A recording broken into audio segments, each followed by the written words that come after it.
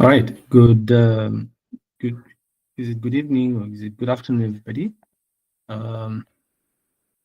So I'm just going to share my screen, and as usual, I don't know if I've told you this, but there've been instances where I have found myself, and I'm in a class or I'm in a meeting and I'm talking to myself. I think it happens more often than people care to admit, which is why I'm almost always asking if somebody can confirm if they can hear me and if they can see my screen. Yeah. Thank you so very much. Thank you so very much for confirming. So we're going to continue here. But a heads up, for those of you that attended yesterday's query session, I'd committed to us having a query session today. Unfortunately, there's an editorial board meeting that I'm scheduled to attend at 18 hours, and I know that thing is probably going to go on all the way up to 19 hours, if not 19:30. So apologies. What I'm going to do, though, immediately is I'm going to move this to tomorrow. It's a virtual session, so if you have any burning questions you want to ask, just take note of the fact that this thing has been moved to tomorrow. But then also, I'll be in the office, I guess, tomorrow morning before, so between 8 and 10:30. I know Mike and I forget who else came through today. They came through and decided to take a chance here. We had what I thought was a very productive conversation centered around their group-based project. So I thought I'd mention that. Sorry, but I've moved the session to tomorrow, right about the same time. So today we're going to transition to our discussion of lecture series number 5, and really what I've done is I've decided I'm going to assemble. This is still a work in progress, but I'm going to assemble these slides such that we're going to do a couple of things here. We're going to merge, because I'm eager for us to quickly have a conversation around how exactly we go about using scikit-learn, for instance, scikit-learn's APIs for us to build these models. So I'm going to prioritize that part. I'm hopeful that before week's end we should have a discussion which will equip all of us, all the groups, with the skill set required for us to finalize our projects, right? So it's going to appear like it's a bit jumbled here, but there's a method to the madness. I'll probably change a few things as we go along here, and also, unfortunately, we are probably going to have to pick and choose here. We prioritize which things to focus on a bit more, because if you've been counting, you notice that we have a total of how many sessions? We have Thursday. Sadly, this is not me, but apparently we can't have class on Friday, is it?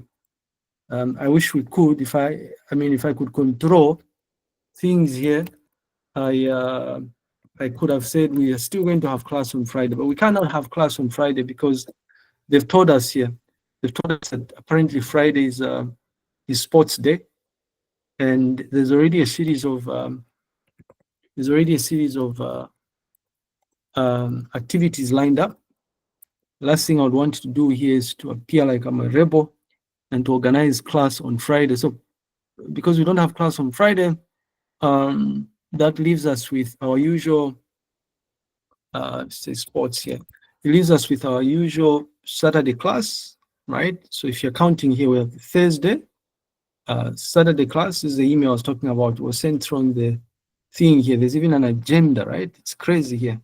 Or like a series of events that are going to be conducted. I do hope there are those amongst us that are going to be actively participating. This is important. It's important to be a part of the wide range of activities on campus, right? Really, really important. It's not just programming here, but of course we're interested in programming. So if you've been counting, you notice that we only have Thursday And yeah, no, I'm not.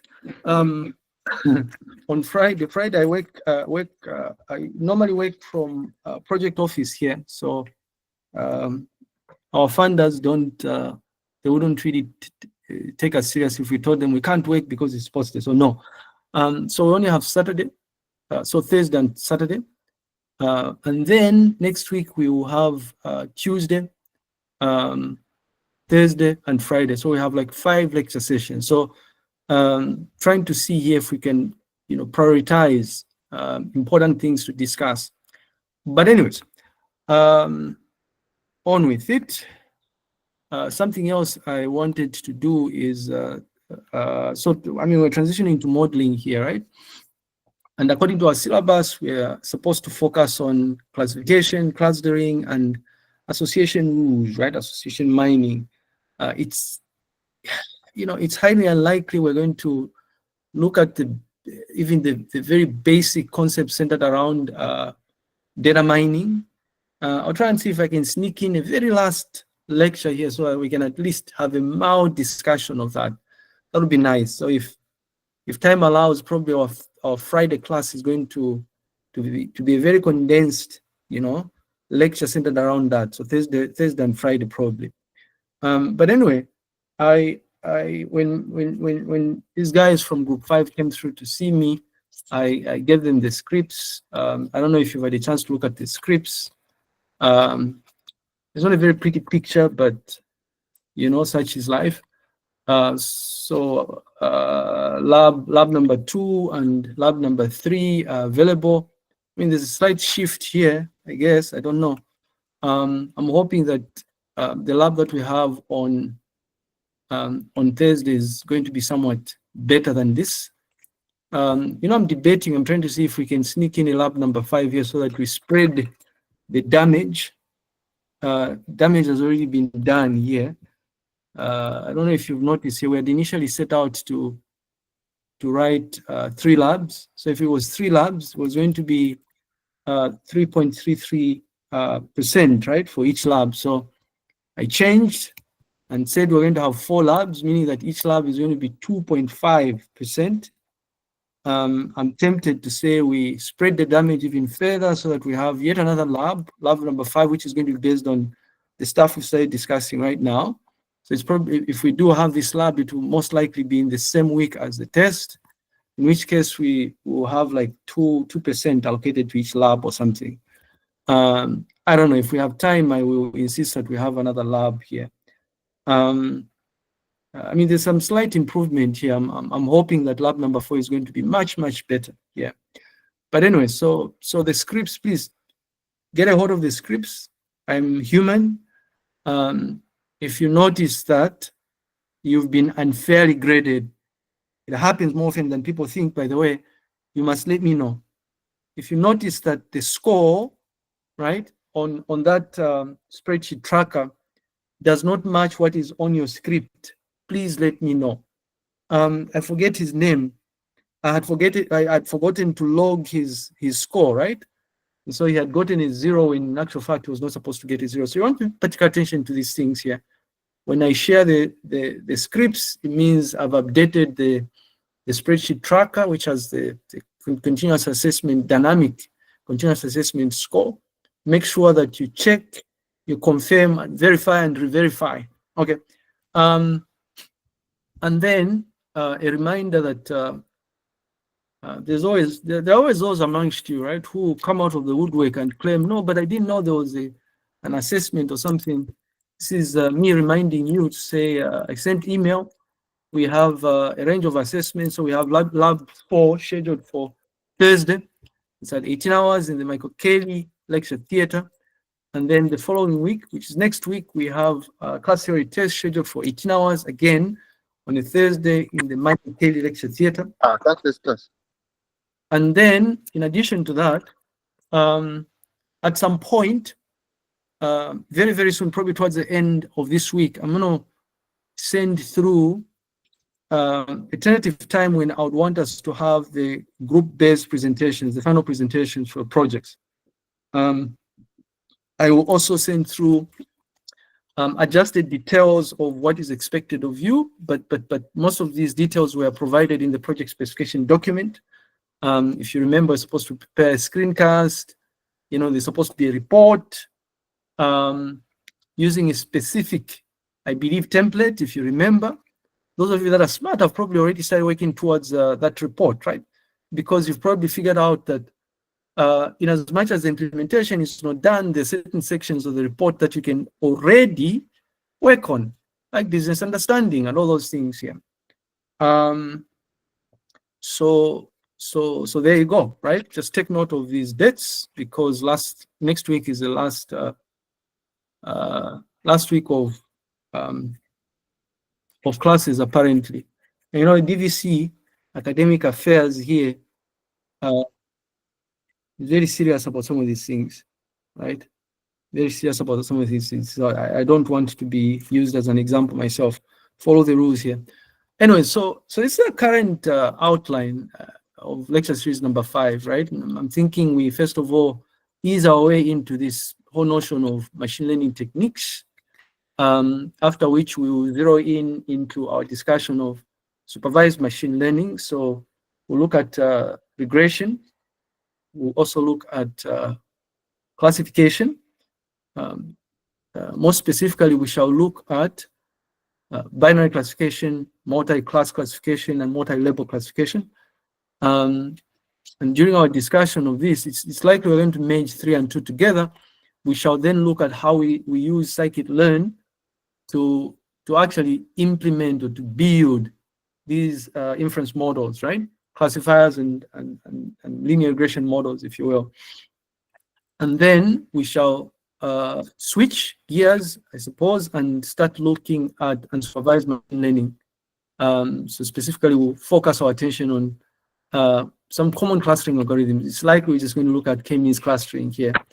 And then I don't know about part number 6 here, where we're saying, evaluating model performance, because what we are likely going to do is we're going to merge discussions of evaluation in part number 2 and part number 5, right? So during our discussion of supervised machine learning, for instance, or supervised learning, we shall also talk about some of the more widely used evaluation metrics, right?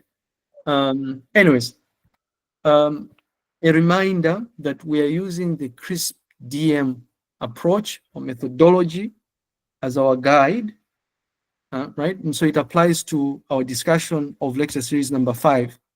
Okay? The CRISP DM approach or methodology is clustered into 6 phases. Each phase comprises of generic tasks. Each generic task is associated with specialized tasks.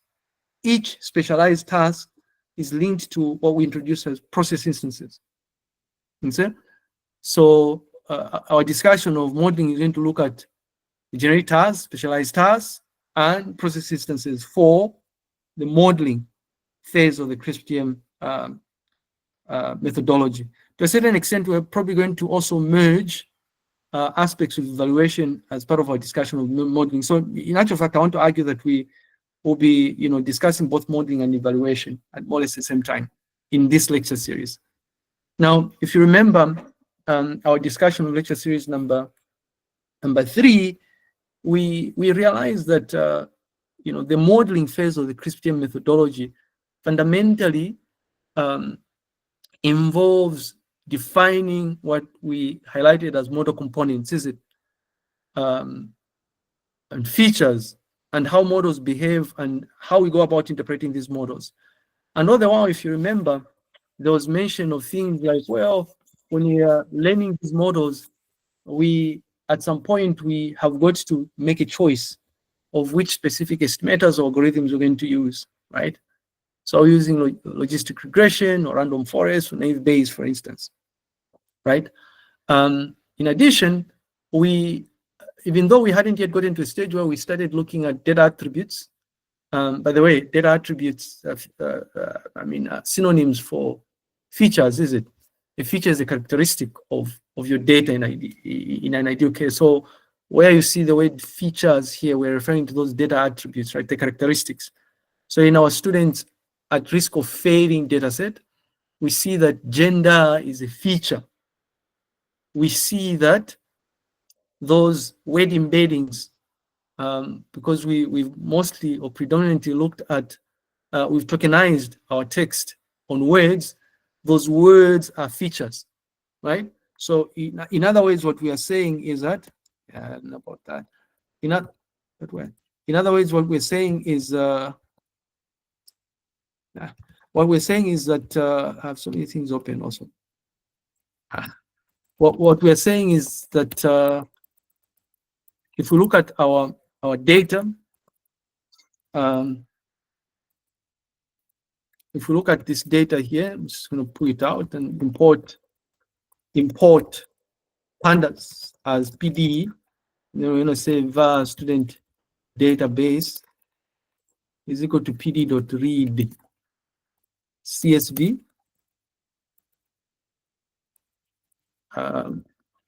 It's a pipe separator. In other words, what we are saying is that for our students at risk of failing database, these are features. These are what we're calling features, is it? Features. All of these are features, right? Yeah. So we had a discussion about modeling, is it? And then, seeing as we are saying we are also looking at evaluation here, there was mention of the fact that during evaluation, we more or less we look at the results coming in from the performance of our model, especially as it relates to its efficacy or effectiveness, and then compare them with our original business goals, is it, those objectives, right? So as part of business understanding, we set out to say we wish to implement a model that's going to be 90% accurate because we're working with medical images, for instance, right? We're working in a medical field here. We don't want anything less than 80% or something like that, you know? But anyway, something else that's important is we mentioned or highlighted the fact that, and this will obviously make a lot more sense during our discussion of lecture series number 5, we evaluate various alternatives. You know, should we learn a model that only uses campus accommodation as an input feature, or should we combine campus accommodation with sponsorship, right? Should we compare campus accommodation with sponsorship? And the thinking there is that well, we likely will come up or we'll learn a model that is that has a better performance if we combine somebody's sponsorship status, whether they are funded by the government, have a loan, whether they have a tuition waiver, and all those things, right? The specifics of what type of government sponsorship do they have, right? Is it 75%? You know, is it I don't know if it's 100% or something like that, or could it be that we will learn a more effective model if we use those text features, right, as they appear in this field here called student motivation, right? So in other words, you'd be making this argument that one of the things that you would have to do is you would have to extract the weight embeddings, right, using maybe TF-IDF or count vectorizer, right? So in other words, the features would not only be these 69 attributes you're seeing here, maybe could be 69 minus 1 or something if this is a dependent variable. But in addition, you would get, I don't know if you remember these numbers, I don't want us to waste time redoing things we've done already, but we realize that the vocabulary associated with this field here, right, comprises of 523 words. So in other words, if we are to say we are going to not only learn a model that takes in campus accommodation and sponsorship, but we're going to combine campus accommodation, sponsorship, and we shall also add the open-ended comments or text as they relate to student motivations. So in other words, you'll be saying when we're learning this model, we're taking into account all of these different things here. right? Your accommodation status, your tuition, sponsorship status, and open-ended text associated with what the motivation was for you choosing the program. So what we're doing, what I'm trying to say here is we'll be comparing various alternatives. Typically, you experimentally determine this, and so what you'd be doing is you're saying we have 3 features, is it? Feature 1, feature 2, feature 3, right? So feature 1 would be feature 1, feature 2, feature 3. Feature 1 is accommodation status. 4 features actually: accommodation. Feature 2 is sponsor. Feature 3 is motivation. These are weight embeddings. Feature 4 could be, in fact, could be multiple features here. Feature 4 could be accommodation plus sponsorship. Feature 5 could be accommodation plus motivation. Feature 6 could be sponsorship plus motivation. Feature 7 could be accommodation plus sponsorship plus motivation, right? And so what you do is you experimentally determine which one results in a better accuracy. And you'd say, oh, you discover that when you merge all of these 3, so if you go for feature 7 here, you're going to have something that has a better accuracy, maybe 97%. This could be like 93, 94 something, maybe 90, maybe 95, right? 89 or something like that. And maybe this is 79. So you choose this because it has a better accuracy, right? What we are doing here is we are evaluating alternative techniques, is it? In this particular case, we're alternating the features, but it gets better, right?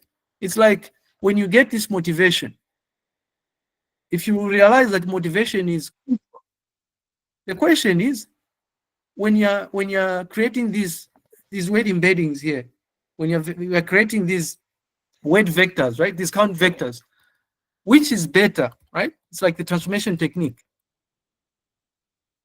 Which is better?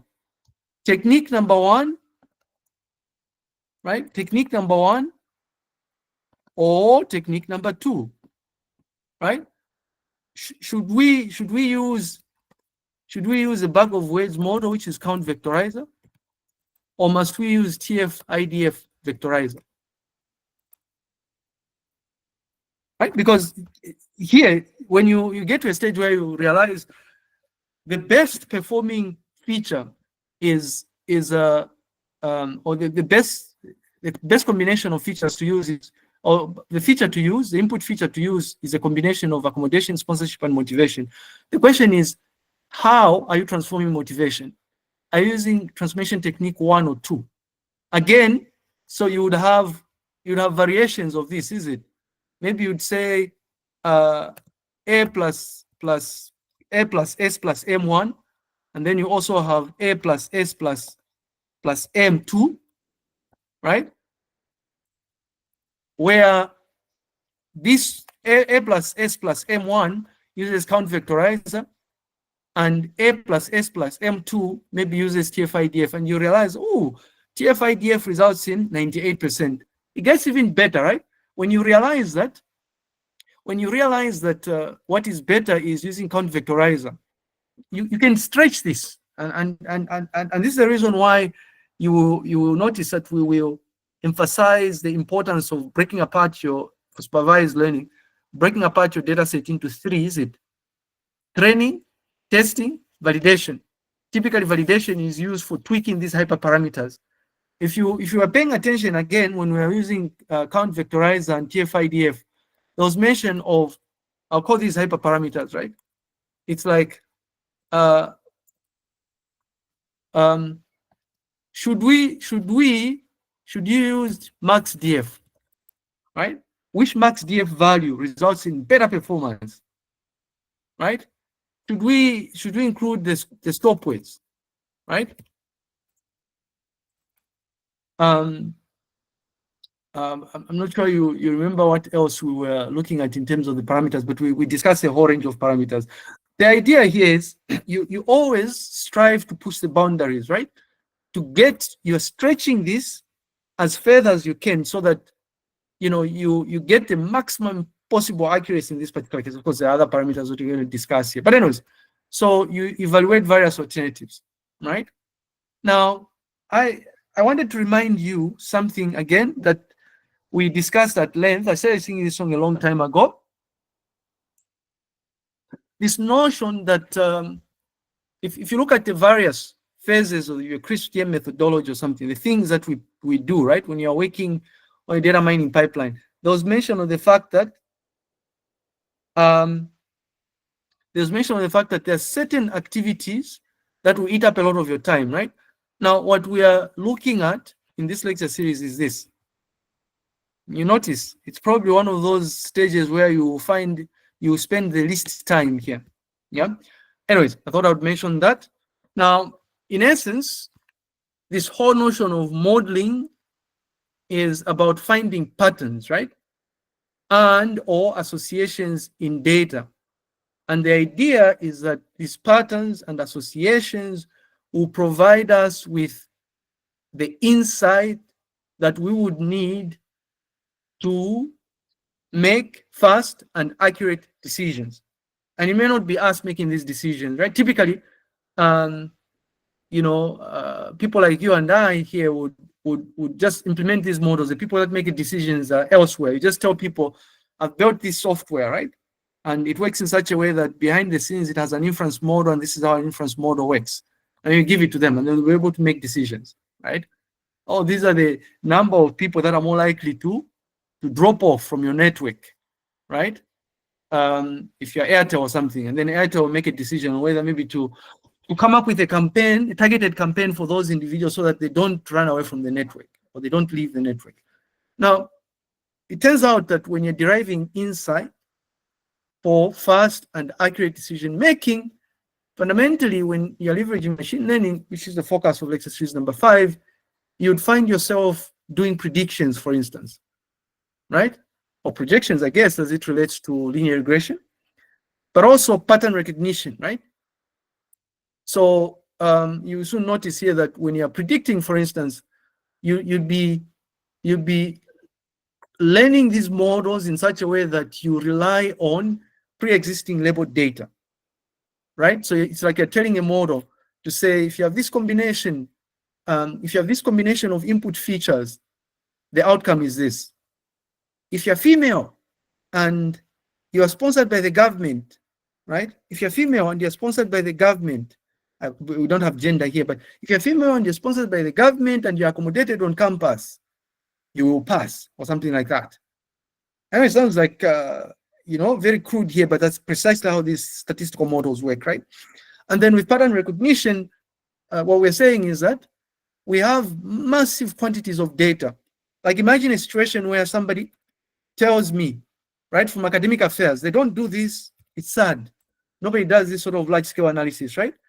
But somebody wakes up one day and they say, we have such a rich data set, right, on SIS, like a data set of students that have enrolled into programs at UNZA since God knows when, right?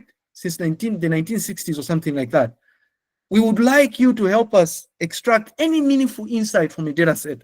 So we don't know what we're looking for. It's like we're shooting in the dark here, but we have the data, right?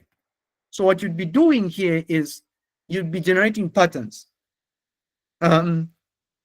Anyways, sometimes, and if time permits, you're going to do this here. Sometimes you would actually use machine learning here to identify any sort of causalities that may exist, right? So associations, in essence, relationships that exist amongst the variables or something. Now, just to put it out there here that you see, the world has moved on here. We are looking at classical machine learning techniques here, but the world has moved on. Nobody handcrafts these things anymore, right? I mean, they still do, I guess. I don't know. But the world has changed here. With the rise of foundation models here, you can do most of these things that we're going to be discussing by using these open source large language models, right? So I was talking to one of my students, and I was telling him to say, you know that you can some of the things you're planning to do. He's trying to classify news articles, right, to figure out if a news article is related to research or not, and it's part of the much bigger goal that he's working towards. But he started doing this some 2-3 years ago, something like that. was before the rise, right, of these foundation models. And I was telling him, though, that's changed now. Instead of handcrafting, what you can do is you can identify an appropriate model that you can use. I mean, you could use DeepSeek if you want to, right, or ChatGPT, the API, via the API here. But the problem there is that you probably need a subscription or something like that. Because of that, to get around that is you can just download an open source large language model, right, of your choice. Of course, you'd look at things like the capabilities, right? So I have DeepSeek R1 here, for instance, and you'd be checking for things like this. Let's just show here. You'll be checking for things like capabilities, right? So depending on what sort of capabilities this thing large language model, open source large language models has, you can then use it, right? So you just install it, and then you're doing more or less the same things that you'd be doing if you were to handcraft these things. Turns out that these things work relatively well, right? They're really, really good, actually. Anyways, but so machine learning really is, just to put it out there, it's a part of, it's a subfield really of AI. This is an image that you probably find often on the internet if you're reading up on AI here. There are so many subdisciplines or subfields of artificial intelligence, but we're just trying to put it out there that we are interested in machine learning, which primarily uses statistical techniques, to give computer systems the ability to learn from data, right, without explicitly handcrafting, right, like if-else conditions, So these statistical techniques will enable you to build these models that will learn from data.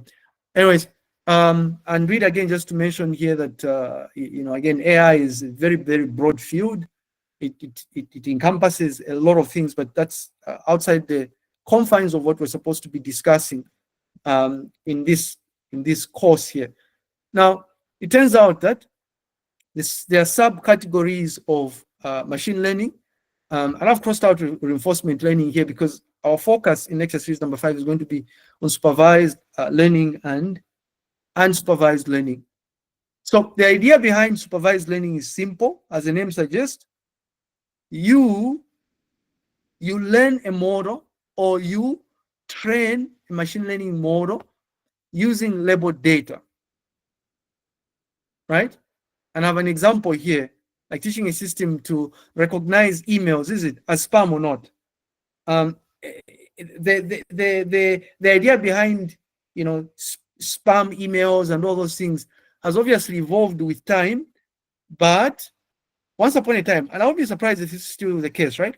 Once upon a time, the way this would work is you say, in my spam folder, if you have a spam, if you have an email, there are certain telltale signs, and you've seen this already, like the way that an email is, maybe not, and do this, the way that the subject is phrased will give an indication of whether or not that thing is spam or not. Look at this. The title from Amari Candace or something is blessings, right? The title is blessings, or uppercase. And if you look at the salutation, right, the email body here, it starts with blessings, comma, and there's some weird stuff here, right, about I would like you to help me distribute the amount of 2 million euros here. I mean, these are all telltale signs that this thing is spam, right?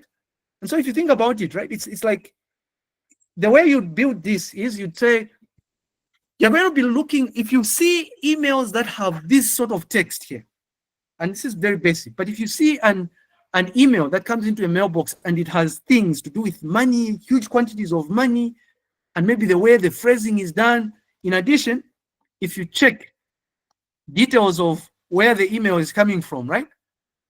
Yeah?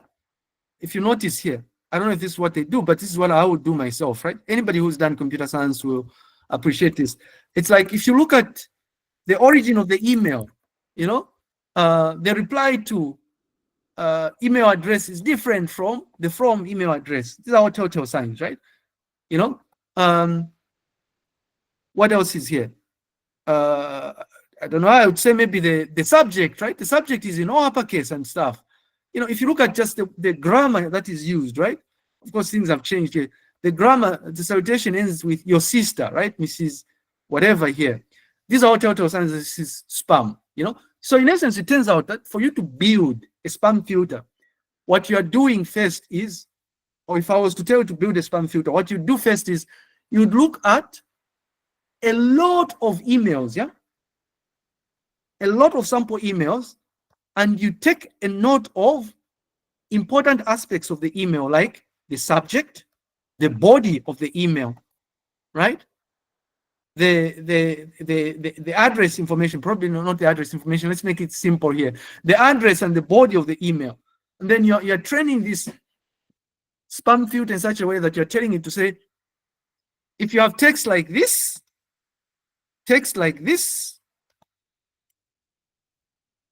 it's like text like this is spam, right? Yeah. So I have a lot of examples. Now, when you have a lot of examples here, like imagine you have thousands and thousands of examples, they're not going to be phrased the same, right?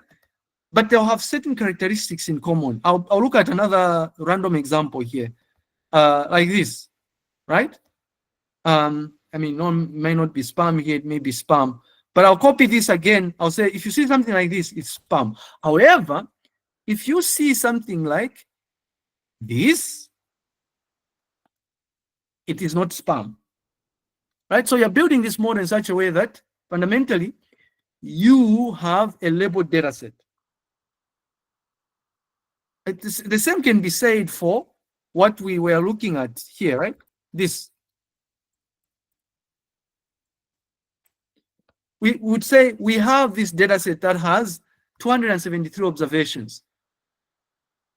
Guess what? This is already labeled, is it? If I'm predicting the exam score, this is already labeled, right? I would say I'm going to use campus. Let's build a very simple classifier here. Let's just assume you're building a simple classifier. I'm building a model that takes in campus accommodation, and the thinking here is that depending on your accommodation status, you're more likely to pass or fail. I know this is simple, but you get the point. And so what we would say here is that because Lighton has already built this examination, this data set, we see here that we already have labels, is it? Our labels are here, the exam scores. So in actual fact, we'll just implement a function here that tells us whether somebody has failed or not. So it's just say define, right? Define function as pass, which takes in an input, and you're just saying if var input is less or equal to, is less than 45, I guess, then return pass. Right? In fact, I'll just say return false. So I'm just looking at pass or fail here. Okay, I'll use pass and fail, right? Pass. Actually, pass or fail, it doesn't matter really. And then I'll say else, return fail or something.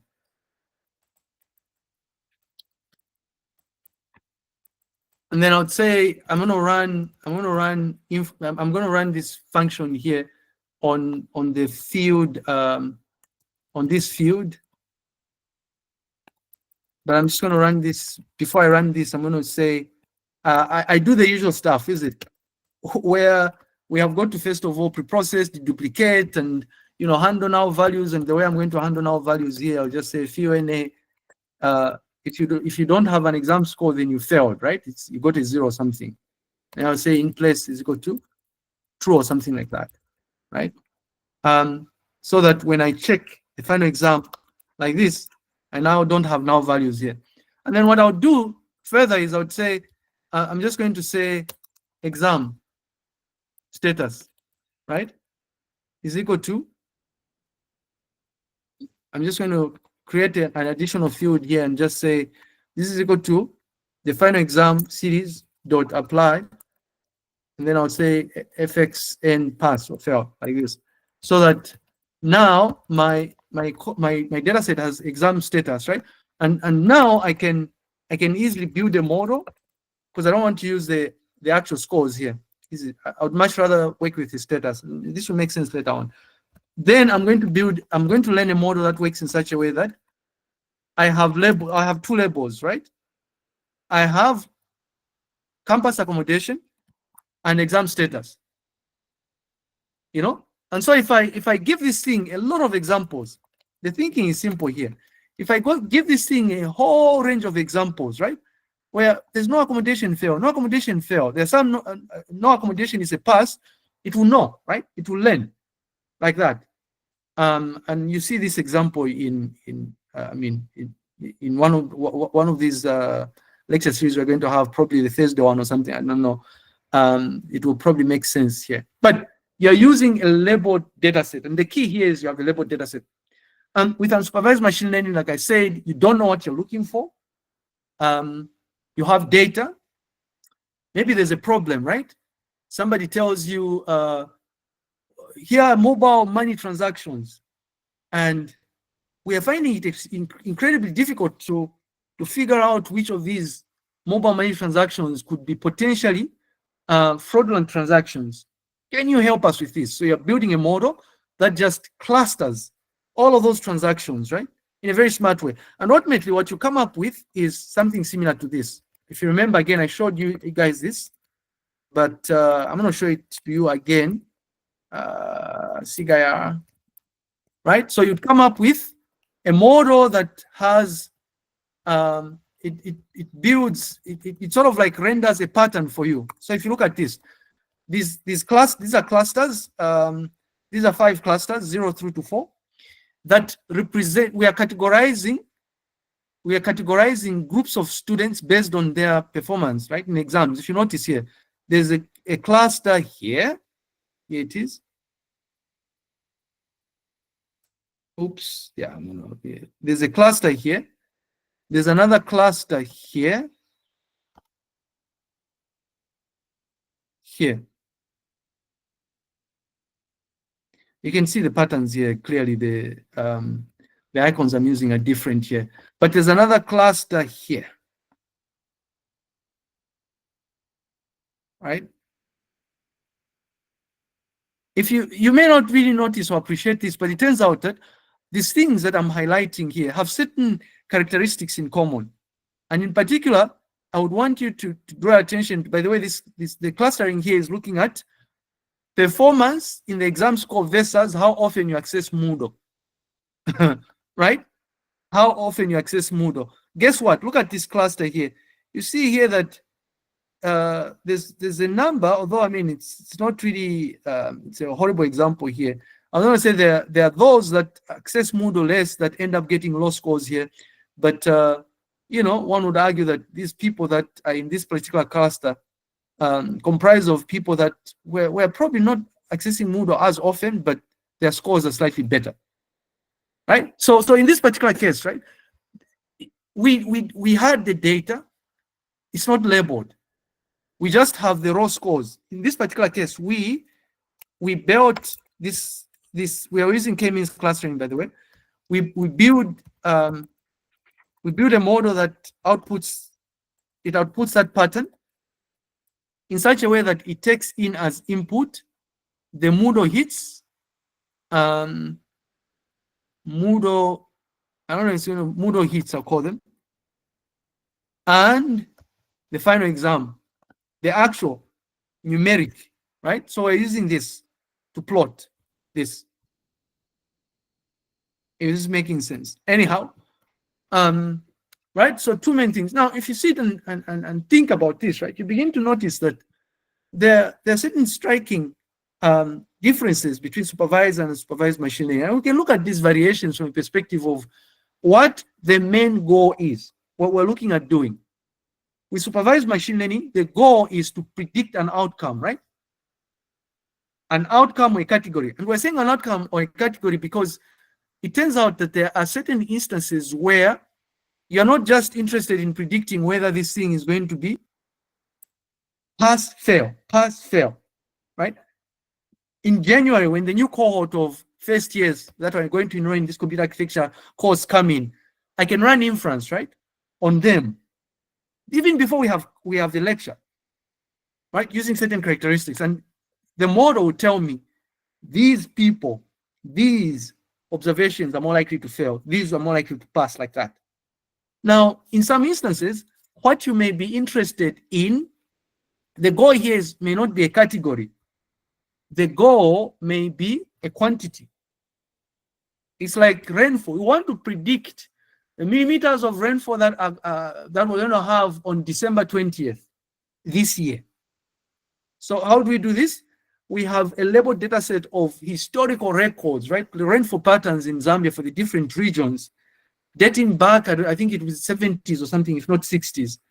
So we use that, and we build a time series model that will tell us to say on December 20th this year, the approximate rainfall pattern is X millimeters. If it were possible, I mean, we can build a model like this. We can build an inference model that will tell us to say, given these first year students, the student is more likely to get a 54% or something in the final exam.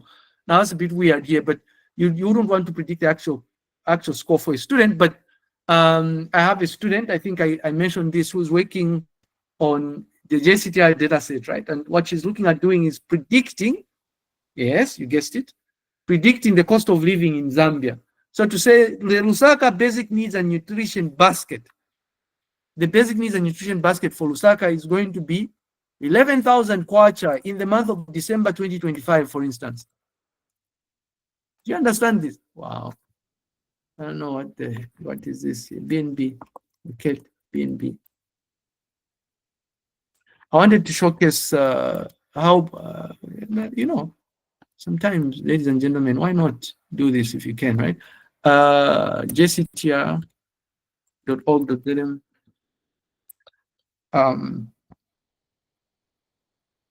These are interesting things to do. Nobody thinks about this, right?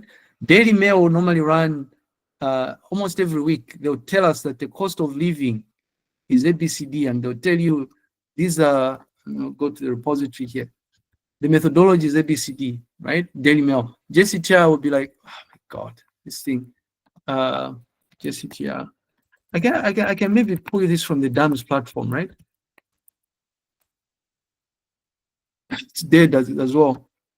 That's unfortunate. I worked with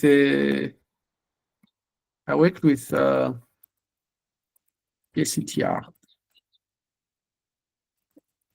I'm going to try DAMS. I'm looking for. This is garbage. I was looking for actual data, right? I think I have them somewhere in my. It's important that I showcase this. I have them in my folder here, BNNB. I should have them somewhere here. We were working on this not too long ago here. I don't know if this will be. I don't know if these are statements here. I'm looking for the report itself, not the statements, but the report. We spent a couple of months working on this together with excuse me, together with Nathan, a very dear colleague of mine, and we had fun. Oh, there we go. So I'm going to look at. I have all of these actually. I'm going to look at the BNNB for 2019, so that this makes sense. 2019, and then I can maybe open. Wow, December 2019. So the idea behind the BNNB, and it appears these things what JSTR does is every at the beginning of every month, like right now they're busy preparing the basic needs and nutrition. They're computing the basic needs and nutrition basket for August, right? If you open this up, what you will notice is that I'll have to open this using LibreOffice Writer, not using this thing. So this is the report I'm talking about. Now, because JCTR has been doing this for many, many years, right? It's like you're saying, well, what we can do is we can we can get the BNNB values, these values here. This was December 2019. The cost of living in Lusaka for a family of 5 was at 6,620. It's crazy. It's wild here. It's currently somewhere around 10,200. Last month it was, I think, at 10,200 or something when they computed it. So if you think about it, right? If you have this historical data, imagine this. I have BNNB, the BNNB values for all the, it's not just Lusaka, by the way, major towns. I have them for 2022, right? 20, in fact, it's, if you notice here, this is from 1999, right? The cost of living from 1999 all the way up to, let's say, 2025. Using that historical data, it turns out that you can use that to predict. It's like you're predicting what is the amount. It's no longer a category, right? It's the actual amount. What monetary value is going to be associated with the cost of living next month or December. Now, it's not as simple as that. You just don't rely on historical data, right? You may have these historical records like, oh, December 2019, November 2019, October 2019, all the way up to January 2019, December 2018, right? You have these massive amounts of data, but you notice that the cost of living is tied to certain important things like the exchange rate, the dollar exchange rate and the rand exchange rate, because we're dependent on goods from South Africa, for instance. In addition, during certain times of the year or during certain periods, for instance, like it or not, as we inch closer to next year, there are certain things that are going to suddenly change, right? So these are all factors, like it's a political climate is what I'm trying to hint at here. These are all different features that you would include, right? You take into account as you're learning this model, you're building this sort of model. And actually, these things work surprisingly well, right? By the way, I'm going to leave you with this. Look at this. There are people that right there at UNZA, they wrote about fuel price prediction. They wrote a paper or something, and we read it with some of my students, my master's students here. They built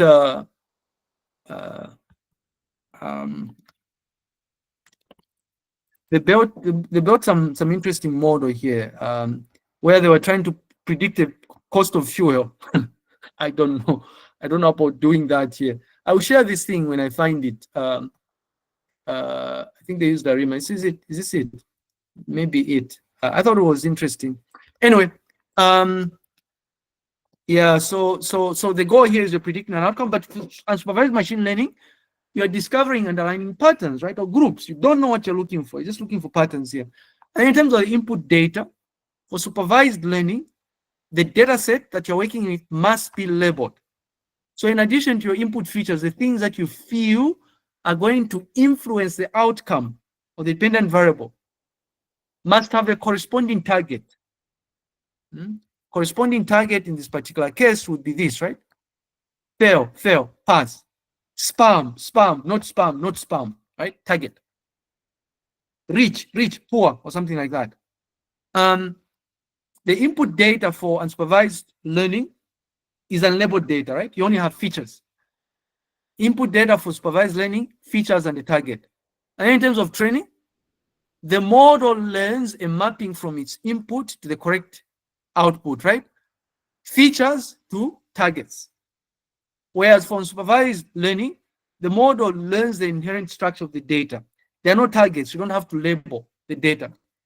Really, and in terms of the actual specific techniques or approaches here, we're looking at classification and regression for supervised learning, and then unsupervised learning is clustering and association. I'm going to pause here, right, and suggest that we continue this wonderful discussion. I'm really looking forward to discussing this with you on Thursday. I think it's exciting. It has immediate application. If you look around you, if you just look around you, right, it's everywhere. Literally today, I was at Parliament with the Deputy Director of ICTs. David was my junior, at UNZA, right there at the Computer Science Department. The tables have turned now. He's direct, but what he was telling me is because he was attending I was attending an AI workshop which we organized last beginning the other Sunday here, and what he was telling me is we have this problem to do with order papers, right? We usually have duplicates, and so we're trying to build a solution that is able to tell us, to predict or something like that. He was using the word predict here, or to infer whether a question, right, posed in one of the order papers has already been asked before, because they have this policy.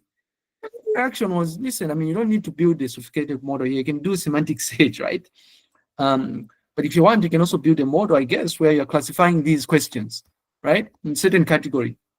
I don't know. Listen, I don't know if any questions. I have a meeting at 6. If there are no questions, I will see you when you see me, which is Thursday, when we have, this classification thing is everywhere, actually. It's just that in this country of ours, we haven't really, I don't know what's happening also, because we haven't really, every time somebody is talking about AI, right? It's like,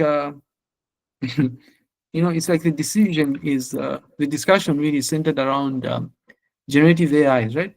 I don't know if you've noticed this. Every time there's mention of AI, it's this last layer here, right? This last layer here. I don't know if I'm. You guys, was I not sharing my screen? What happened here? I have a question. Well, I wasn't sharing my screen before. What? Could somebody confirm? I've forgotten. You were sharing it, sir. Oh, beautiful. Oh, thank you very much. So this is what I was talking about. When the hype around AI in this country, I guess it's across the world actually. What people think AI is just generative AI. Right? In fact, the average person will tell them about AI, they think it's ChatGPT. Boom, that's it. But it's much, much more than that, is it? By the way, also, this thing that I talked about very, very early in our discussion here, if you remember, I walked you through an example, right? Before I forget, I'm going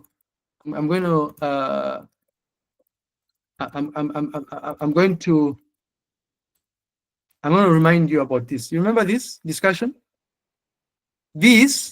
What these guys did is they used supervised machine learning to build this. And the way this works is you're learning a model where the features are images, right? Images that have potholes and that don't have potholes. The targets are just a label, right? If you see something like this, it's a pothole, not pothole, pothole, not pothole, pothole, not pothole. That's the binary classifier. So this stuff is everywhere, really. Thank you very much, everybody. I will see you when you see me, which is Thursday. Please study for the quiz here. We can't continue having more quizzes or labs indefinitely, right? Just so we spread the damage. Bye-bye.